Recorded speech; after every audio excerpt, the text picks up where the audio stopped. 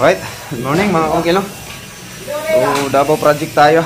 Una, saglit lang ako dito mga kamukil dahil pupunta ko ng Tagum. Tatapusin ko yung exterior design doon sa Tagum na. So, yung ganap dito sa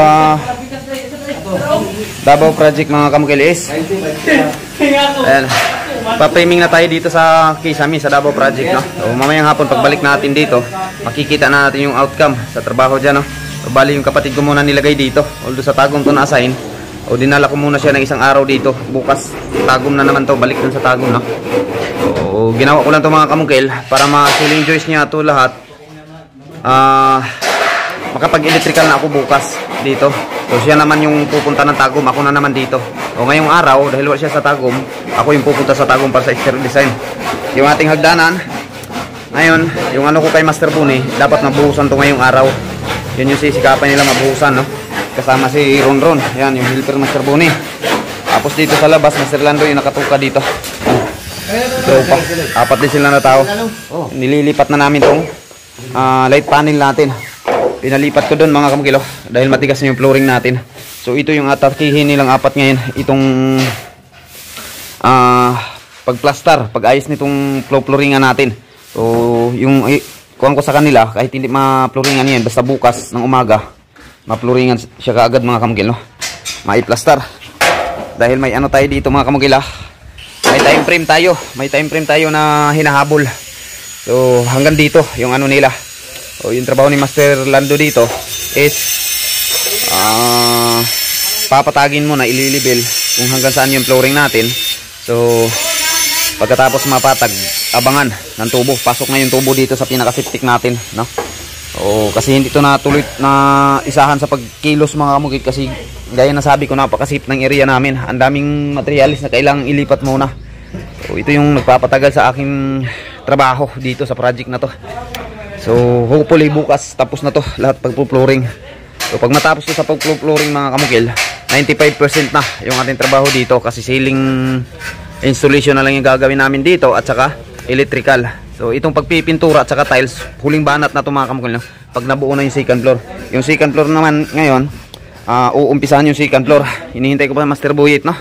Wala pa si Master Buyit. O yan. Pagka ganito na may time frame tayo at may laging absent, nako, hindi natin mahahabol to mga kamukil na. So, sana lang magsipot si Master Buyit ngayon para sa second floor. Master Buyit kasi mabilis din yung galaw, no? At saka napaka-quality yung ano niya, napaka-quality yung trabaho. Kaya minsan maintindihan ko naman si Master Buyit, no? Pagod na pagod. Siya yung magpapatuloy dyan sa second floor, while yung ating welder mga kamukil, nagpapabrikit na naman ako nito. Itong mga tubo, design sa pins natin, metal pins. Ito, para dyan. Lalagay natin dyan at saka sa magiging ano natin, gate, no? So, yung target ko, this week, tapos na itong pagkikisami. Pati itong gate natin. Tapos na to, itong ground floor, matatapos na to. Hindi ko lang matatapos dito, itong tiles at saka pagpipintura. So, panghuli na kasi itong mga kamukil. Kasi kung magpapastart, o siguro, itong kisame, pwede ko nang papinturahan to. Kasi hindi naman to madudumihan. So, unlike dito sa wall mga kamukil, pagka nagbuhos kami sa taas, malamang matatalsik-talsikan pa to. So, yung schedule ng pintura dito, mula taas, pababa, no? Ganon din yung tiles, mula taas, pababa. Yung schedule ko dito, para malinis pag turnover, no? Hindi na pabalik-balik. Kasi unahin natin yung baba, tapos may trabaho sa taas. Nako, hindi na may tsura yung nasa baba. So dapat nasa taas tayo lagi mag-una pagdating sa pinturks at saka tiles installation sa taas. Okay, balikan natin mamayang hapon mga kamukilo. Let's go, Tagum project tayo. At yung upload ko sa Tagum project, sa lahat ng mga gustong tumingin, manood, kasi house renovation yun mga kamukil, o house repair, dito nyo makikita sa YouTube channel na to. While kahapon mga kamukil, linggo, nag-electrical ako dito ng kalahating araw, no? Nababagod ako dun sa bahay.